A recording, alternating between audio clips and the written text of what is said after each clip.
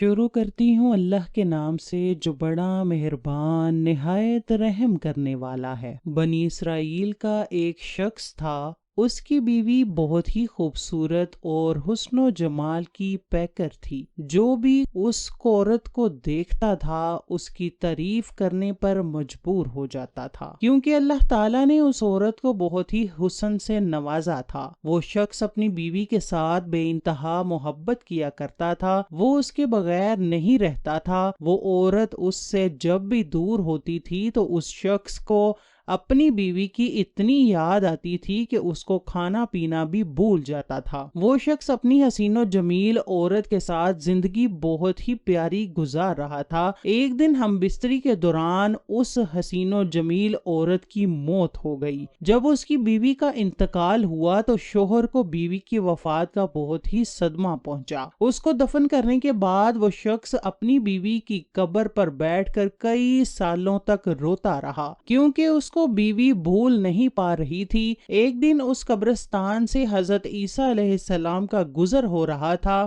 کہ قبرستان سے رونے کی آواز آ رہی تھی۔ جب حضرت عیسیٰ کے کانوں میں اس شخص کی آواز پڑی تو حضرت عیسیٰ اس شخص کے پاس گئے تو دیکھا کہ ایک قبر کے قریب بیٹھا ایک شخص رو رہا ہے۔ حضرت عیسیٰ نے اس آدمی سے پوچھا کہ تو اس قبر کے سرہانے بیٹھ کر کیوں رو رہے ہو؟ یہ قبر کس کی ہے؟ اس شخص نے روتے ہوئے جواب دیا کہ یہ قبر میری بیوی کی ہے، یہ اس دنیا سے وصال کر گئی ہے۔ میری بیوی بہت ہی حسین و جمیل تھی، مجھ سے اس کے جانے کا غم برداشت نہیں ہو رہا، یہی وجہ ہے کہ میں اس کی قبر پر بیٹھ کر رو رہا ہوں۔ میں اللہ تعالیٰ سے دعا کر رہا ہوں کہ یا اللہ، یا میری بیوی کو زندہ کر دے یا پھر مجھے بھی موت عطا کر دے تاکہ میں بھی اپنی بیوی کے پاس چلا جاؤں۔ حضرت موسیٰ نے کہا کہ اے بندے، اے عورتوں اور دنیا سے دل لگانے والے، کیا تیری بیوی زندہ ہو جائے تو پھر تو اپنے گھر چلا جائے گا؟ اس بندے نے جواب دیا، جی ہاں، میں گھر چلا جاؤں گا۔ حضرت عیسیٰ علیہ السلام نے 2 رکعت نماز ادا کرنے کے بعد اللہ سے دعا کی، اے رب کائنات، اس عورت کو زندہ کر دے۔ اس کے بعد حضرت عیسیٰ اس قبر کے پاس آ کر کھڑے ہو کر یہ فرمانے لگے، اے مردے، اللہ تعالیٰ کے حکم سے زندہ ہو جا،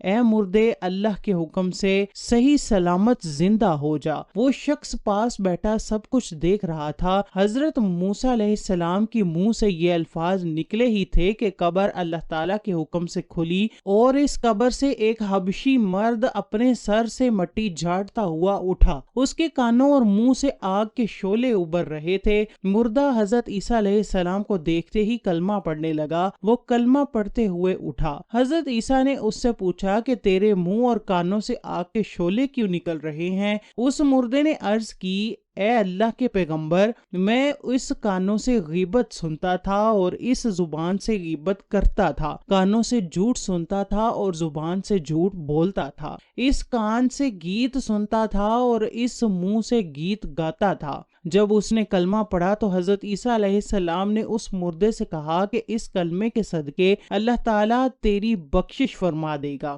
حضرت عیسیٰ نے اس نوجوان سے پوچھا کہ اے اللہ کے بندے، تو کہہ رہا تھا کہ یہ میری بیوی کی قبر ہے، اس قبر سے تو حبشی نکلا ہے۔ اس شخص نے کہا کہ اس کے ساتھ والی میری بیوی کی قبر ہے۔ حضرت عیسیٰ علیہ السلام نے اس مردے کو حکم دیا کہ اللہ کے حکم سے پھر مر جا۔ اللہ تعالیٰ کے حکم سے یہ مردہ پھر قبر میں چلا گیا اور قبر اپنی پہلی حالت میں آ گئی، قبر بند ہو گئی۔ دوسری قبر پر جا کر حضرت عیسیٰ نے کہا کہ اے اس قبر میں لیٹنے والے مردے، اللہ تعالیٰ کے حکم سے زندہ ہو جا۔ وہ قبر کھلی اور اللہ کے حکم سے اس قبر سے ایک حسین و جمیل عورت اپنے سر سے مٹی جھاڑتے ہوئے نکلی۔ اس شخص نے کہا کہ یہی میری بیوی ہے جس کی محبت نے مجھے اتنے سالوں سے یہاں بیٹھ کر رونے پر مجبور کیا ہے۔ حضرت عیسیٰ علیہ السلام نے اس شخص سے کہا کہ اپنی بیوی کو لے کر گھر چلا جا۔ اس کے بعد حضرت عیسیٰ وہاں سے چل دیے۔ اس شخص نے اپنی بیوی کے کپڑوں سے مٹی جھاڑی اور اپنی بیوی سے کہا کہ تیری جدائی نے میرا جینا ہی محال کر دیا ہے، میری نیند حرام کر دی ہے، اب میرا جی چاہ رہا ہے کہ میں تھوڑی دیر کے لیے سو جاؤں۔ اب یہ شخص اپنی بیوی کی ران پر سر رکھ کے سو گیا۔ بیوی نے دیکھا کہ ایک حسین و جمیل شہزادہ گھوڑے پر سوار ہو کر وہاں سے گزر رہا ہے۔ اس حسین و جمیل عورت کی نظر شہزادے پر پر پڑی اور شہزادے کی نظر اس عورت پر پڑی تو دونوں کو ایک دوسرے سے پیار ہو گیا۔ شہزادے نے اس حسین و جمیل عورت کو اپنی طرف بلایا۔ اس عورت نے اپنے خاوند کا سر زمین پر رکھا اور اس شہزادے کے گھوڑے پر بیٹھ کر وہاں سے چلی گئی۔ جب تھوڑی دیر کے بعد شوہر اٹھا، اپنی بیوی کو وہاں نہ پا کر بہت ہی حیران ہوا۔ اس نے اپنی بیوی کو ادھر ادھر تلاش کیا لیکن اس کی بیوی اس کو نظر نہ آئی۔ اس شخص کو وہاں لگے ہوئے گھوڑے کے پاؤں کے نشان نظر آئے۔ وہ شخص گھوڑے کے نشانوں کی پیروی کرتے ہوئے اپنی بیوی تک پہنچ گیا۔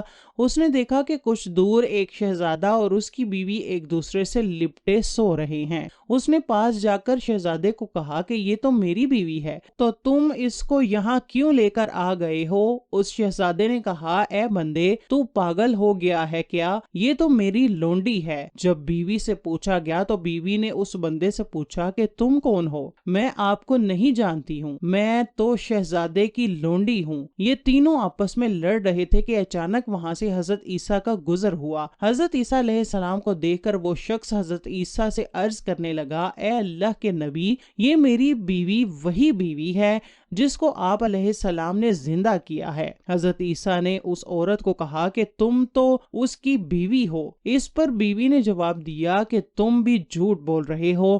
اس عورت نے اللہ کے نبی کو بھی کہہ دیا کہ آپ بھی جھوٹ بول رہے ہیں۔